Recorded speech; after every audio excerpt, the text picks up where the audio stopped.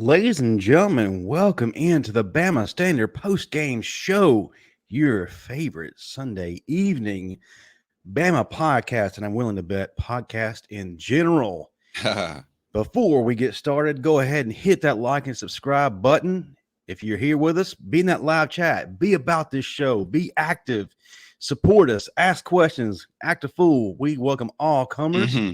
But if you're watching the replay, jump in the comment section. Let us know how you feel, good, bad, different, or whatever. We love to hear whatever. I'm Justin Riley, and with me is the living legend, the Coach Smook. What is going on, brother? Man, nothing much, man. My head hurt. You see, my wife done redid my hair, man. So it was braided up for a couple weeks now. We stretching it out and trying to, man.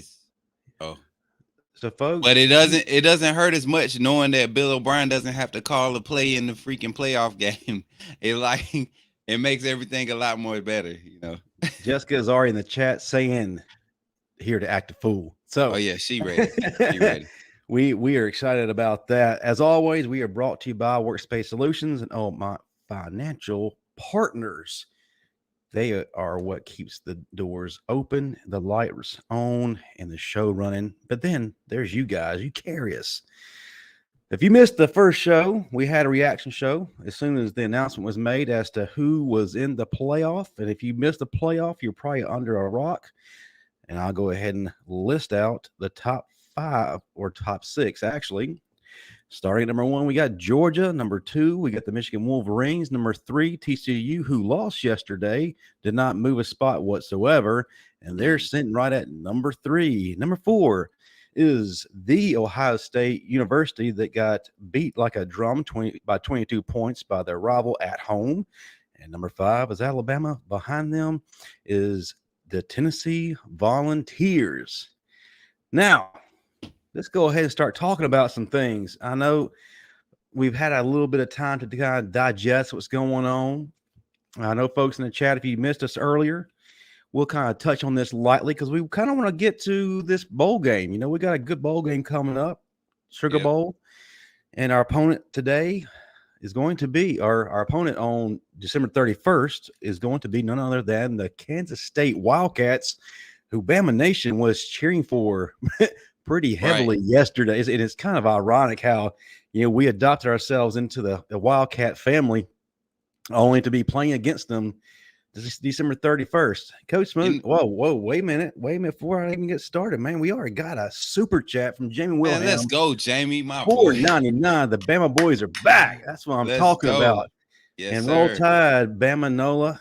And hey, Roll Tide to everybody. Hey, Roll Tide, man. Latoya y'all just don't know you when y'all show up with this energy, man. It does something for me because I'm new to this. You know what I'm saying? Like I'm new to it, so just to know that you all enjoy this content, man. This is how me and Justin are. Like our first conversation about Alabama football was just what you guys get to see. It's just now we put it on YouTube. That's how it is, bro. I know it's amazing. Y'all are like our Coach Cochran. You're on the sidelines with us, getting us fired up, man, keeping us focused, laser sharp. Roll Tide to everybody. Roll Tide to Jant Sports. Jessica, our number 1 fan. So, yeah, we're doing this thing. But listen, we're getting sidetracked because of all you guys. Coach Smook, initial knee-jerk reaction. I know we talked about it at length earlier today, but for the fans who didn't catch our show earlier, what were your initial thoughts and express the joy that you were experiencing earlier today because of the announcement that maybe some Bama fans may not be experiencing? Well, I'm going to be straight up, man. I'm glad we're not in the playoffs. I don't want to see Bill O'Brien call another offensive play for Bryce Young and this Alabama team that's become this Alabama team this year. Simple as that. Like, I'm ready to move on to the next chapter. I'm ready to get him on out the door. Get Pete Golden on out the door or demoted, whatever he's going to do, and let's get a fresh start. Let's go back to square one. Let's start over and reteach the Bama standard. Learn the process again. Really have a grinding off season where we really evaluate the young guys. We open up the depth chart like we always have done in the past, and make guys earn what they're getting. You know, we got to challenge the NIL mindset that these guys are developing, and I think keeping, making it known that your spot can be taken. I don't care how much money you making off the field. I don't care, what type of endorsements. If you're not producing on the field, you got to come off the field. And somebody that wants to be in that spot, that really wants to play some football, is going to be out there. So I'm glad. I'm glad we don't have to deal with that, because I could take a 10-2 regular season, and instead of a 10-2 regular season, go to the playoffs and get put out, in the national championship again. Like, I'm not trying to be there because of subpar play calling or inability to adjust from our coaching staff. That's not what I'm trying to deal with again. 2 years in a row, it can't happen. We saw it happen last year when Mechie and JMO went down. No change in offensive play calling. And yeah, we had a lot of drops by a couple receivers that should have been able to step up. Ajayi Hall, but we're not gonna get back on that. But yeah, I'm glad. I'm glad. Yeah, I mean, and it's understandable. A lot of people are talking about the more deserving team. Ohio State is thrown in that conversation. We're talking about more deserving. Do they really deserve to be in with a 22-point loss at home to the rival Michigan? Is the best team in regards to us? Coach Saban even mentioned earlier or yesterday that if you were to give a point spread for Alabama versus any of the opponents that are in the top four right now, who would you have favored? Arguably, Las Vegas has Bama favored, probably by more than one touchdown. But the thing is, all this is null and void if one of those two losses is wiped out. One of those losses, I can give the Tennessee the credit. I can take a loss to Tennessee. That's one of those little games that could have gone either way, could have possibly been a fluke. Right. But losing to a bad LSU team, that's what I think. That's unexcusable. And that tells me we're neither deserving nor can we handle what we face in the playoff. Right. Now, if we're playing to the Bama standard, like we have talked to often, how are we playing to the level that we did against Auburn?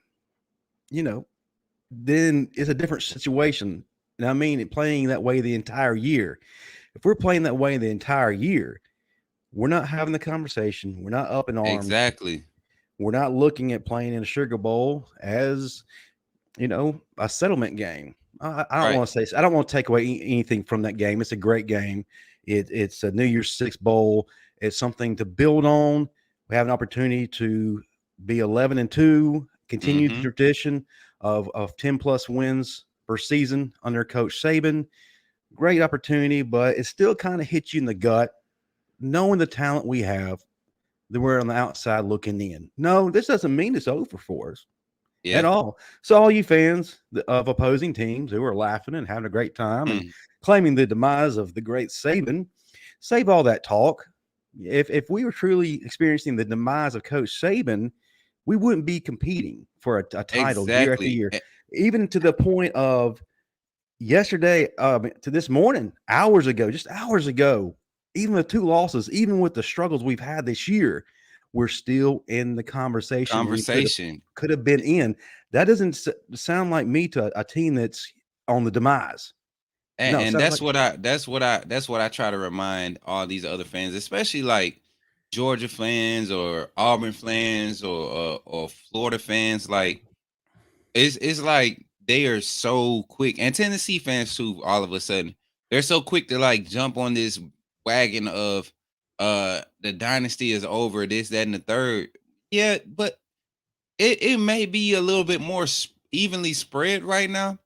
But until you keep Alabama out of the conversation for I mean, like, you got to do it for the next 3 years. You have to keep us out of the playoffs. You have to keep us out of SEC championship contention. You got to keep us out of first. You have to keep us from winning our division, because we play in one of the hardest divisions in college football, in the SEC West. So I mean, like, you just look at the talent spread, everything's kind of evening out. But we saw this year what an inability to have competent coordinators can do regardless of what level of talent you have. And when you don't have confidence in the play calling, you're not necessarily putting the best guys out there, and we saw that with Trayshawn Holden. We saw that many times with Jermaine Burton.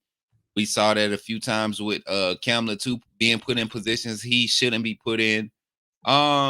Even with Jalen Milroe, coming in to back up in Arkansas and the Texas A&M game when he actually started, you just saw an inability to make players look good. You put them in positions to be great. Even Bryce Young struggled just making simple reads because he had got so used to having to make extra plays. When guys you got three of the same routes going to the same spot from three different spots on the field. It's like, what kind of concept is that? So uh, I'm glad. Like I said, I'm glad. I really think Ohio State deserves it because they didn't have, that was their only bad game of the year. If you think about Right. how Ohio State season, their bad game was against Michigan, and then they lose to Michigan, and Michigan goes on to complete the job by winning the conference and just solidifying their position. I think that's a good loss for Ohio State. TCU to Kansas State, I mean, you can't snub the Big 12. They had a lot of people in contention this year, early on in the year. And TCU handled business. They didn't blow everybody out. And if you look at it, Texas gave us a game early on in the season, so that probably helped TCU's strength. Their strength of schedule being that Texas gave us a game. Oh, I ain't gonna say overrated, but hyped up Bama. Overrated, we could say it. Overrated Bama. They gave us a game in Texas though. So it's a double-edged sword when you try to compare all those different aspects and different opinions or whatever. But at the end of the day, a two-loss non-conference championship contending team shouldn't be in. Saban said it a while ago. If you don't play for your conference, you shouldn't get in. And we turn around and we needed that we ended up in that situation and it worked out in our favor. This time with two losses, one being to a 3-loss team, well, 4 loss after yesterday, and a 2-loss team in Tennessee. I think that really hurt us because, like I said earlier, Tennessee, they won't see another season like that for a while. And that's Mhm. that's and LSU, we already know LSU is always going to be, you know, by game 6 or 7, we know what LSU is going to be, and they're usually a pretty solid team unless something crazy happens. LSU is always a solid team. So his history just didn't play into our favor on this one. It was just too much going against us. Yeah, and to a couple of your points, we have Tim Ferriss here who is saying Gary Patterson and Garrett Riley would be great hires. Just saying, yes, those are two names who are on my list in terms of possible replacements should we not retain Bill O'Brien and Pete Golding. You put competent coaches, which the two of those men are, in place with the talent level that we have. I see amazing things on the field. I say play. Excuse me. I see playing to the Bama standard. I see having a prolific offense. I see having a prolific defense. To your other point, Jimmy Wilhelm is talking about strength of schedule. Yes, if you look at the strength of schedule compared to the other teams in the top 4, Alabama arguably had a better strength of schedule. I believe we were number 8th overall in strength of schedule. In the top 4 teams, you had the best strength of schedule in the top 4 teams was 34 and 35. So, yes, you can make the argument, but it does go back to the point you're making, Coach Smook. 2 losses. 2 losses, man. I Yes, believe with one loss, if our only loss was to LSU, and somehow they have the edge or whatever, and they go to the SEC championship and lose, and we end up jumping Ohio State or TCU, I can see us getting in off of that. Us being the number 14, but 2 losses, one to the Eastern opponent that ended up getting smacked by by the number 1 team, and then they lose to an unranked South Carolina late. Even though Hendon Hooker went down, before Hooker went down, they were still losing. They were getting beat, beat to death.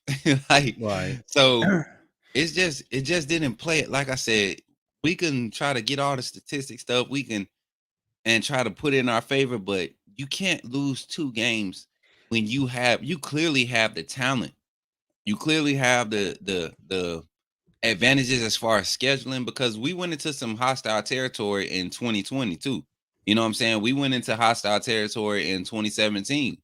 All those seasons we were able to play. We had to play majority of our games, big games on the way, especially in the gauntlet.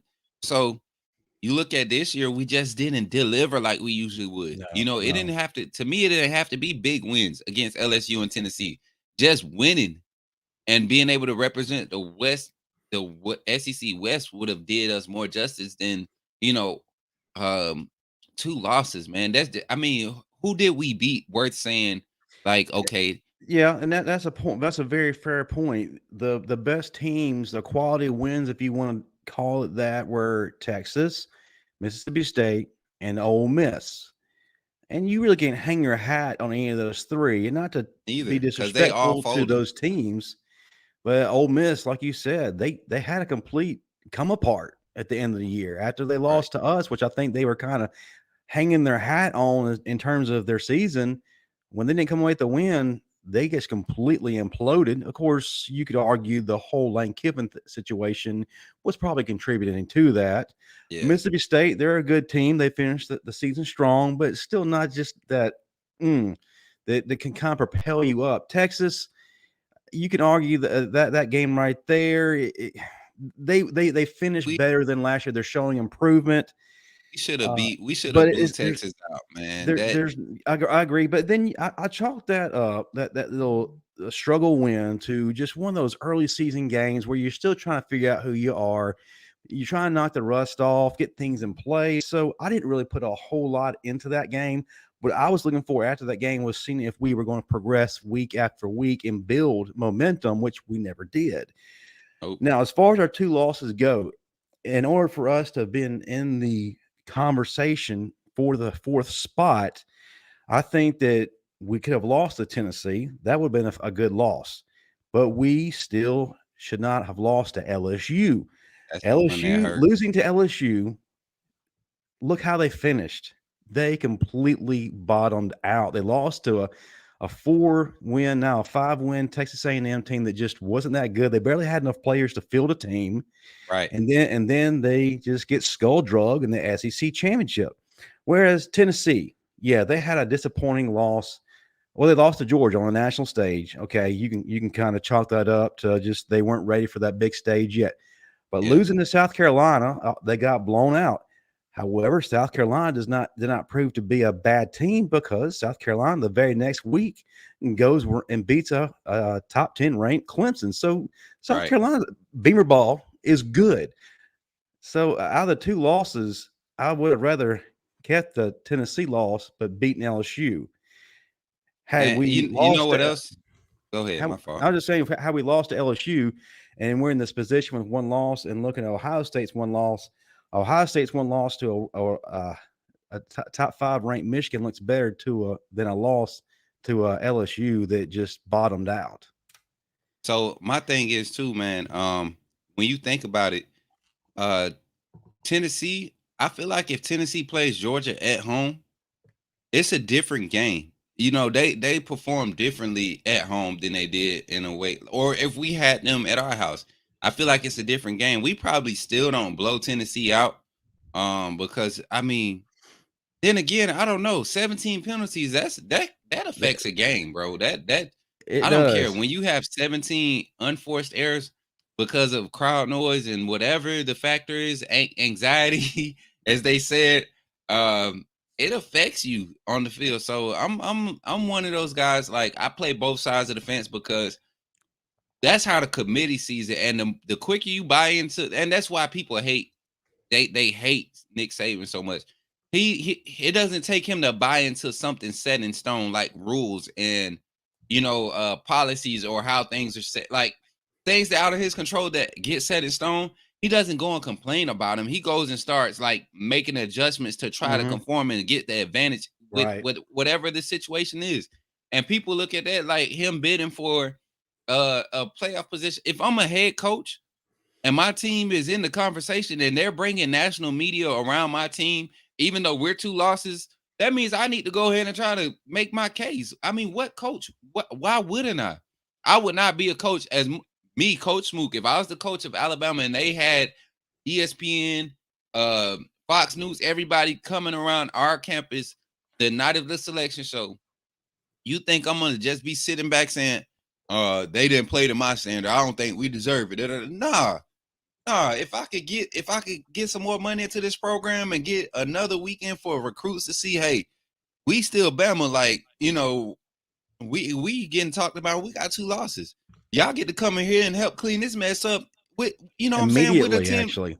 You get what I'm saying? So, like, you campaigning, it's always a method behind the madness, and a lot of fans, they don't buy into it because of how we went down, but we've been through this process before, and that's why I'm so ready to see the next phase, man, for this bowl game. I'm Yes. ready. I'm We'll ready get to to, that. yeah, I'm just ready to see the next phase, man. Let's forget about the playoffs. Let's enjoy watching them. I feel like Ohio State's going to give a better effort than what we saw when they played against Michigan. And honestly, I think Michigan and TCU game might be a little bit better than what we expecting too, man. Like, I feel like that's going to be one of the ones where um TCU might jump out early and Michigan just, end up having to have a dogfight to win it out, because they It's have the more possible. physical team. They just have the more physical team. But Ohio State is sneaky. They did to what they did to us in 2015. I could see them doing that to Georgia this year. With everything stacked against them, they have a similar built team.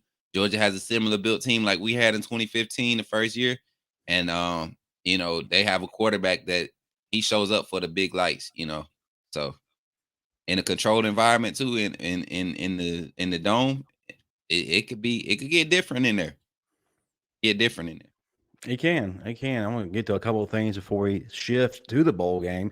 One, Dominic Everett. To answer your question, what were Ohio State's good wins? A couple of their good wins. One was Notre Dame. Yes, Notre Dame kind of started off a little suspect this year, but they quickly rebounded and went on a tear. I did very well until they ran to the train that was USC. But their most notable win was a top 10 win over Penn State. So that it was what the committee was looking at. Yes, they got blown out by Michigan at home, but they still have some quality wins, and unfortunately, those quality wins trumped ours. Yeah. That boy Can I 101 truth. respond to this one? Hey, I think we would be 13-0 if Ajay Hall and Jaleel Billingsley would have still been here and worked hard and stayed focused in the off season. You said you want to touch on that? Man, let me tell you, if they didn't buy in last year when we had a somewhat decent type of season, I mean, like, we went to the national championship and both of them had opportunities to show up after doing all that whining and pouting and causing issues in the locker room, disrespecting coaches, Jai Hall not want to do schoolwork. Like, I never wish bad for young men, but like when you just don't care, when you want to throw away opportunities that so many hundreds and thousands of other kids would just die to have, it bothers me because I've coached players like that, Right. it, hard worker, they just ain't 6'3, 6'4", 220, or they not running a 4.2, 4.3, or Hmm. I mean, it's just so many things stacked against them that they can't. If they had that opportunity with the physicality and all the things to make up that you would want in those type of recruits, they wouldn't squander an opportunity like that. And you got guys like a Jai Hall just go to Texas and make noise for no reason. Like, you just going and creating, continuously creating bad habits and acting on them. So when you talk about guys like that, that would have been for a team that experienced what we experienced this year. That would have been a cancerous situation. You would have had The guys, like Jermaine gasoline. Burton. Like, what type of leader? Jermaine Burton didn't have no positive effect on that wide receiver room at all. All that stuff that they was talking in the preseason about him being the senior leader and all that. I didn't see the only effect I seen him have on our wide receivers is they get locked up just like he was when he was at Georgia. That's all I seen. Like, what type of quality player are we looking to bring into Bama anymore? And I feel like this year showed us that we need to get back to, really evaluating guys and bump that star system, man. You You got got to. so much talent. You got so much talent sitting on that bench right now that's ready to play. 4 stars and 3 stars that are ready to play, and they were able to show glimpses all season. Never got true opportunities, but when they did get their opportunity, they showed what they could do, glimpses of what they could do. And man, this staff just wasn't it. So those 2 guys want to fit in this year, honestly. And to the point of Dat Boy 101 truth, if Ajay Hall and Jaleel Billingsley, just being devil's advocate here, Hmm? if you remove the bad attitude and they play to their potential, you're looking They at still it. Yeah, got Bill O'Brien calling plays. you are, but the thing is, their ceiling is very high. Truth be told, if Jaleel Billingsley would have gave a damn last year, he's in the NFL right now easy. He was Right now. first round in the NFL draft this past draft. There's no question about that. Ajay Hall, if he's playing with the right attitude, then yeah, absolutely. Those 2 guys are game changers because of what they offer in terms of their ability. But the problem is they didn't have what counted, and that's heart and effort. Mhm. Perfect example. Let's go look at Texas's roster right now. Jaleel Billingsley isn't there anymore. He's out. He's done. I'm not sure exactly what Ajay Hall is. I think someone, my fact checkers in the audience, please follow up I'm here. sorry, Justin. These fries look so good right now. I'm There's no so sorry. shame. You can eat on camera. There's no shame here. I didn't But even cut that off. Hold fact on. checkers, tell me if Ajay Hall is actually still on the roster. And he wasn't effective this season for Steve Sarkisian while being active on the roster. So kind of tells you what's going on there. So yes, having them on the team this year with the problems and adversity, a lot of which were self-created, would have only been gasoline to our current situations. That's just the truth of the matter. And I hope they were good. I hope they were I didn't good. even eat none. I accidentally knocked the port out, man. Trying to move this bowl. But yeah, but man. but this look at our opponent, folks. We have Kansas State and Alabama fans. If in the chat, we got pretty well acquainted with them yesterday because we were needing them to pull off the, I don't know if you call it an upset. It's still a top 10 matchup, but we were still needing that victory on their side to even be in the consideration for the playoff appearance. This is a pretty solid team. Their Yes. coach, Coach Chris Kleiman. If you're not familiar with him, if you follow college football, this is the guy who's been winning all those national championships at North Dakota State, Yep. and he brought that over to Kansas State. His offensive coordinator is a former uh, legend quarterback, Colin Klein. If you don't remember him, he was in the Heisman race in 2012. Dynamic quarterback, but they got some guys on that squad over there at Kansas State. Quarterback Will Howard. I can't talk tonight. Will Howard took over for Adrian Martinez, who was injured earlier this year, and they didn't drop, didn't skip a beat whatsoever. He's a very good quarterback, kind of a game manager right now. He's a junior. He can do great things, but then at times he can play erratically. And he can also hold on to the ball a little bit too long, which can play into Alabama's favor, especially with the speed we have at Will Anderson and Dallas Turner. And in the backfield, kind of resembles what we got there, Coach Smook. Deuce Vaughn Yeah. is Kansas State's version of Jahmyr Gibbs. You get that man in space, man, forget it. He's got he's one of the best in the nation, arguably 1,425 yards, 8 touchdowns. And then his changeout guy, DJ Giddens, the physical guy, kind of reminds you of Jace McClellan, kind of a great 1-2 punch.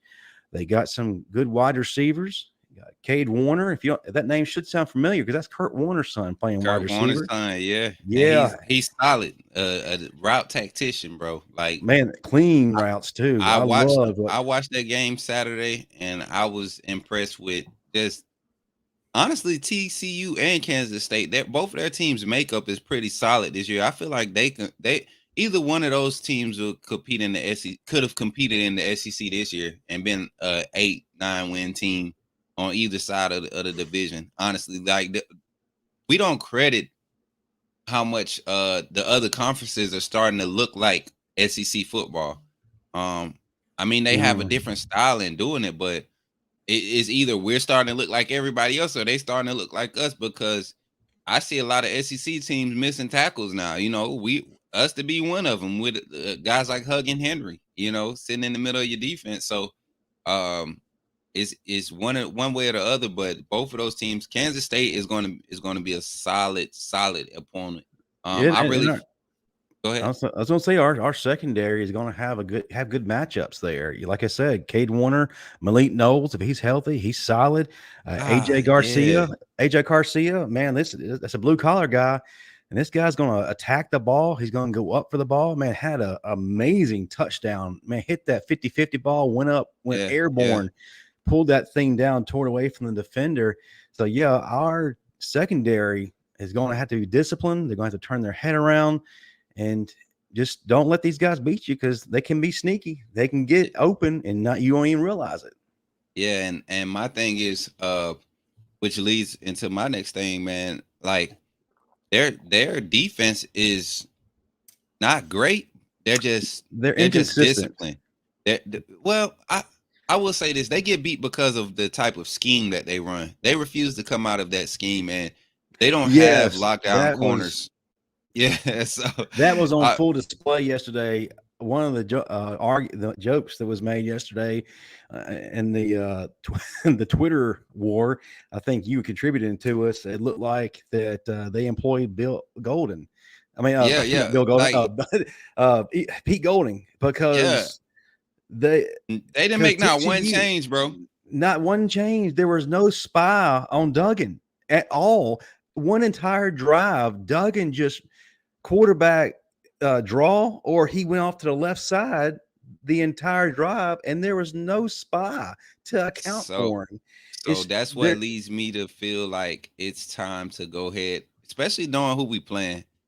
If you put Jalen Milroe in that situation, Jalen Milroe about to rush for 200 plus yards. He about to have 3 rushing touchdowns.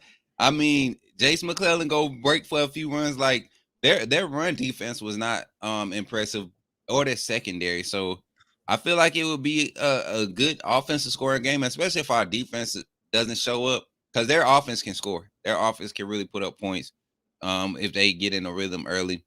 But and man, I would just. Dwight Lewis is saying here about Deuce Vaughn. If you let him get in space, forget it. Yeah, you better be disciplined, but don't let him get loose. Now between the tackles, you'll be able to stuff him. His 5'6" small frame limits what he can do between tackles, which that's another thing. Their offensive coordinator kept on trying to run him between tackles, and he's a 5'6", 190-pound guy. That just doesn't make sense. When you got Gibbons, who's a big dude, you should be handing the ball off to him. But in terms of their defense, yes, they don't make adjustments, but the thing is, at times they can play really, really good. They can turn it up. They got a defensive end. Forgive me if I mispronounce his name. The Mississippi means going to come out.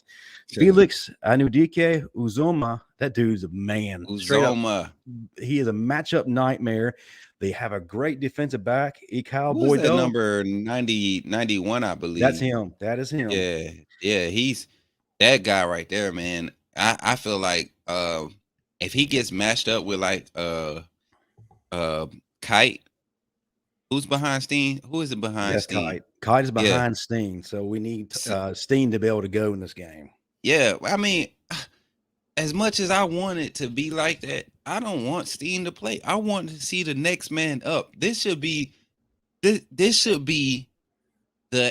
A-Day game before the A-Day game. This game right here should be the one where, okay, Bryce, Will, all you guys, Jordan, see you guys later. We appreciate you. You could stay on the sideline and support, help coach guys up, be it, motivation, all that stuff. But you guys did enough. I'm happy for y'all. Milroe, JoJo, Latham, Booker, all you guys that's on the offense, McLaughlin, who else? Who else on that line? I mean, everybody, Cohen, all you guys, it's time for y'all to go ahead and take over the offense, defense. Let's get Burroughs, Otis. Who else? Let's get Dallas out there. Let's get Q Rob. Let's get Perry. Let's get Lawson. Let's get, I mean, all these names that we have yet to see on both sides of the ball. Let's throw them out there. And if they got to run Bill O'Brien offense, run it. Live with it. Live with it. But let's see what's next. We already, this team had their opportunity to do what they needed to do to try to make their stamp on the Alabama legacy, and they blew it. They blew it with the help of a horrible offensive coordinator and a subpar defensive coordinator. They blew it. I mean, because at the end of the day, you can't make tackles, you can't make catches for the players. Sometimes you gotta step up and play football. So, that's what hurt us this year. And you don't force a player to jump off sides. As a coach, you don't say, hey, jump off sides on this play. So those type of things could easily have been managed, but we didn't. So let's go ahead and turn the page, man. I got you. And listen, a lot of respect to Kansas State. I have a couple questions going into this game. We've already talked about one of those questions, and that was, can we keep Deuce Vaughn from being effective? Can we limit what he's able to do in space? Can Bama's wide receivers? Here's the big part right here. Kansas State has a big problem stopping people in space. Their discipline isn't quite there defensively. They arm tackle. They try to go for the strip rather than making solid tackles. You can run through them. So can our wide receivers take advantage of that matchup right there, getting in space and kind of making them be ineffective? And then, I got to ask, where is our heart? Joe McCutcheon here says, I don't underestimate Kansas State. We will be so foolish if we do that again, like when Utah Utes beat us. Everyone thought they didn't deserve to play us, and they beat our butts. Yeah, so I kind of question, where it's a different energy around this camp. Hey, it's a different energy around this camp this time around. Like when we played Utah, we knew we just had lost. I think we lost to Florida in the SEC championship, so that's what kept us out of the national championship game to have to go and play Utah. Was that year? I can't remember, but I was one of those fans that just knew we was going to blow Utah out, and clearly that didn't happen. But this year, we don't have nearly the same type of intensity over this season that we had that year for me to be confident in showing up against anybody. Like at the end of the day, we already don't know what team is going to show up. Let's just turn the page, man. Like, and I see my boy Jamie in the chat, campaigning for the Simpson. Hey, I'm down for giving Simpson a shot too. But I'm telling you right now, everybody that's counting Jalen Milroe out, I'm telling you, if he transfers and gets with anybody competent enough to design, not necessarily design the offense around him, but put him in positions to be successful in whatever offense there is out there. Jalen Milroe can make every throw on the field with a clean pocket. Jalen Milroe can give you the extra extended plays, and he's stronger than probably 90% of the stronger and faster than 90% of the quarterbacks in the country right now.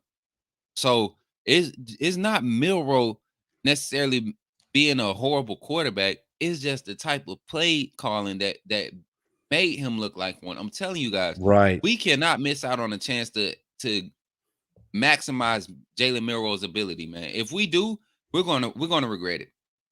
Especially if he gets somewhere like LSU or or if he gets petty and goes to Auburn or something. Like if he go to Auburn with Hugh Freeze, oh my God. Like you got to think about that, because you're looking at a situation very similar to why can't I talk tonight, Coach? You're looking at a situation similar to 2014. Blake Sims, first year under Lane Kiffin, end up having a phenomenal year because we have an offensive coordinator that was able to cater to his abilities, as well as slow the game down and gradually add more as the season went on, and he became more confident. He ended up being one of the best quarterbacks that Bama's seen in this, not just the Saban era, but altogether. So that needs to be given to Jalen Milroe. Get a competent guy in there who can do the same thing for him. And then if after all that he just doesn't live up to the billing, then yes, you can make your argument for Ty Simpson. Ty Simpson is a very talented young man, but don't rule him out. Cody Hallman. I want Ty Simpson to develop in a competent system, bro, because I want him to be the next the next Mac Jones. You get what I'm saying? Actually just develop into a system because Ty does not have the athletic ability that any quarterback on the roster has. That's in front of them. That's what keeps him behind Milroe. His inability, his lack of athletic ability. Not saying he's not athletic, because Ty Simpson can get, he can get squiggly every now and then. He can get shaky, but that's not his strength. That's not a strength of his. And the fact that he can't outthrow the quarterbacks in front of him is what's keeping him behind it. Yeah, so that's true. and so I mean, Ty Simpson, he can go to Mississippi State, he can go to Ole Miss, and I mean Florida, all these other schools in the SEC, and probably compete for a starting job. But his inability, his lack of athleticism is what's going to be his downfall if he doesn't evolve in a system and have it to a T, because he didn't look comfortable when he had to take snaps, third quarter, in some of those games. He didn't look like he was comfortable with making all the reads. So it's just one of those things. You don't want to throw that type of talent out there too early. And I believe another season, maybe another few spring games or scrimmages of live action with 2s and 1s on the field, like I feel like he will definitely we'll start to see him blossom more. But I think Milroe's just his time in the system, or time in playing college football, is giving him the edge right now, because he just, even with the mistakes, he plays calm. He goes out there the next play and plays just as hard as he played the previous play. So, and I promise, folks, we are going to revisit this conversation as the weeks and months roll on, but we've got some other things to talk about. We're getting towards the end of the show, so we kind of need to wrap things up. I want to get to a couple of things here. Cody Hellman, y'all are smoking. Kansas State is not better than any SEC team.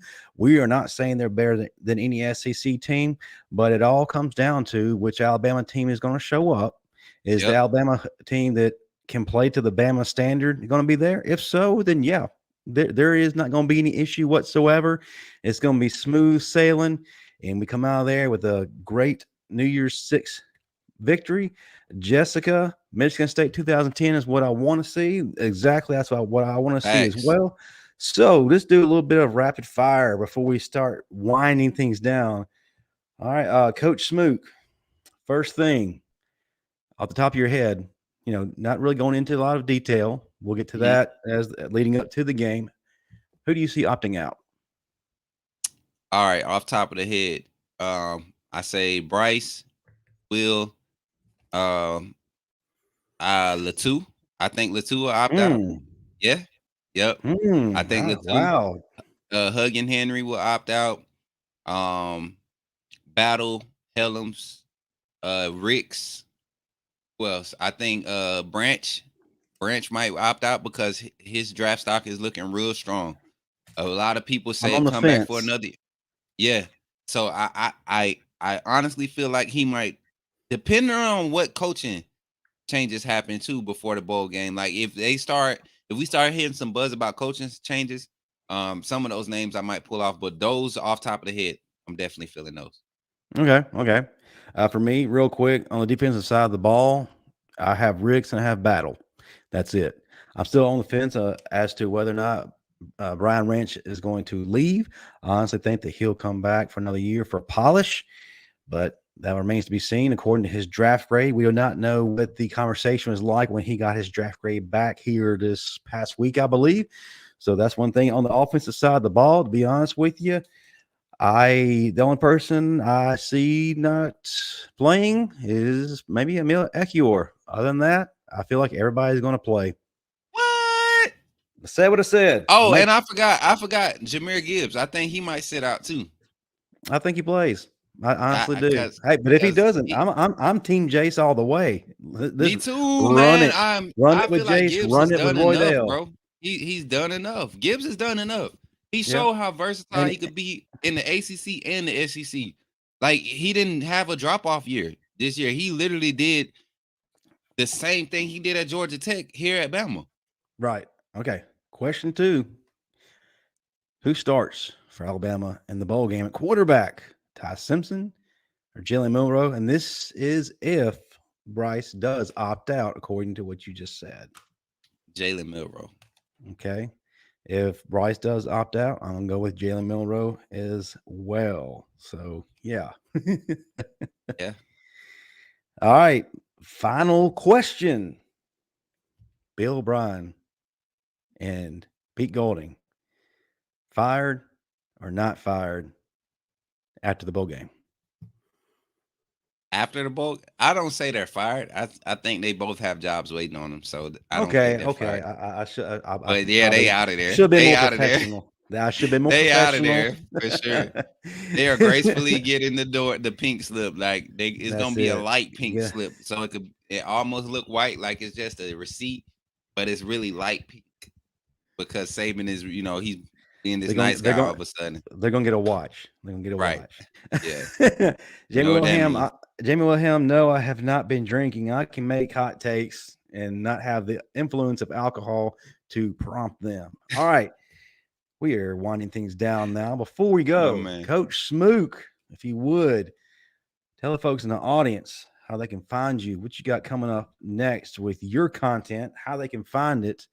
And guys, if you're not subscribed to what he's doing, I fully expect everybody in the chat to help this young man out. This is family. We're a family of networks. We help each other out. And if you hadn't hit the like button, we've had a lot of people in the show tonight. I fully expect to have over 100 likes. Hey, you know what? I'm going to go for 150. Hit the Yeah. like button, hit the subscribe button.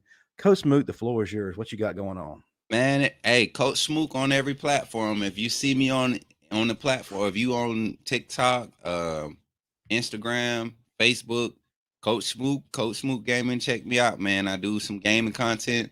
With the college football season winding down, we're putting some things together. They'll be live on the YouTube page a lot more. Going to start doing some reaction videos to Ooh. some of the games from this past season, not just Alabama games, but just I've been talking to my guy Wheels on YouTube. He's another great content creator. Trying to do some reaction videos to his shortcuts of the games, like the playbacks or the replays when they cut them down. So yeah, man, definitely check it out, man. Coach Smook on YouTube. Just find me, drop a subscribe. You start seeing the content. And once again, thank you, Justin, for giving me Oh, the opportunity, yeah. man. I appreciate being the co-host on this show, man. This like just coming on and talking about what we have coming up during this bowl season, man. Is y'all be looking out for it. I think it's going to be very entertaining. We might have to go to two maybe 3 nights a week with the amount of stuff we were just talking about to start off the bowl season. Just discussing the Bama K-State game. So y'all just be looking out for everything. With that being said, too, listen, all season is coming up. We are going to stay busy.